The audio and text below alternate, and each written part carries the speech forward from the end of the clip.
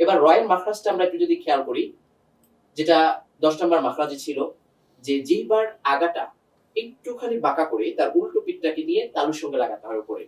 র র র এইভাবে আমরা উচ্চারণ করব।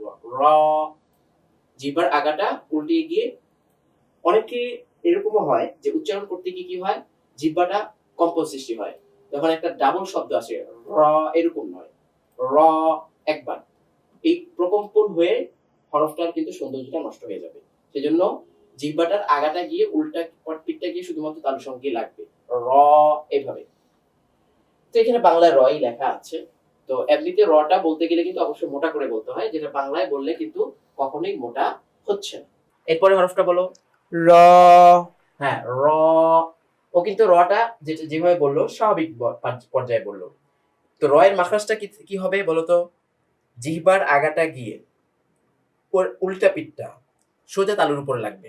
তাহলে এইভাবে যদি আমরা উচ্চারণ করি, তখন কিন্তু রটা একটু মোটা হবে এবং উচ্চারণটাও সুন্দর হবে। দেখি বলো তো, র। র। এক্ষেত্রে ঠোঁট কিন্তু কখনো গোল করা যাবে না, র, মুখটা হালকা খোলা থাকবে, জিহ্বাটা গিয়ে উপরে লাগবে, র এভাবে। এরপর যে আমরা দেখতে পাচ্ছি ঝা।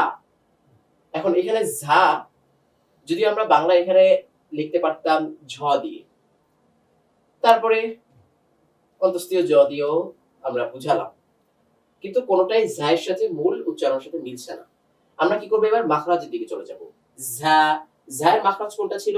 12 নম্বর মাখরাজ, তথা জিহ্বার আগাটা গিয়ে নিচের দুদাতের মাঝখান, যেটাকে আমরা পেট বলি, তো নিচের দুদাতের পেটের মধ্যে গিয়ে লাগবে, ঝা ঝা এভাবে, ঝা। তো জিহ্বাটা যদি আপনি স্থান মোতাবেক লাগান, তাহলে কিন্তু অবশ্যই সে হরফটা অটোমেটিক দেখবেন যে আপনার সুন্দরভাবে প্রকাশ পাচ্ছে। মাখরাজটাকে অবশ্যই লক্ষ্য রাখতে হবে আমাদের। বলো তো এই হরফটা? যা।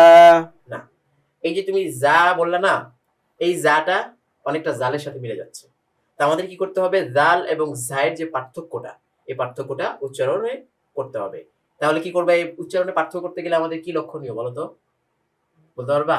জি না। আচ্ছা, মাখরাজ। মাখরাজ যখন তুমি বুঝবা যে জালটা উচ্চারণ করতে গিয়ে আমরা জিহ্বাটা লাগাচ্ছি হচ্ছে কোথায়, সামনের দুদাতের আগার সাথে, আর এই জায়ের মাখরাজ হচ্ছে 12 নাম্বার, যেটা কিনা জিহ্বার আগাটা নিচের দাঁতের মাঝখানের পেটের অংশে লাগবে। তাহলে দুইটা যখন তুমি পার্থক্য করবা, তখন দেখবা যে তোমার উচ্চারণ হয়ে গিয়েছে। তাহলে জিহ্বার আগাটা ওখানে লাগাও, যা যা। এই যে মাশাআল্লাহ, শোনাও আমাদের দর্শকদেরকে দেখাও, যা। হ্যাঁ মাশাআল্লাহ, দেখছেন?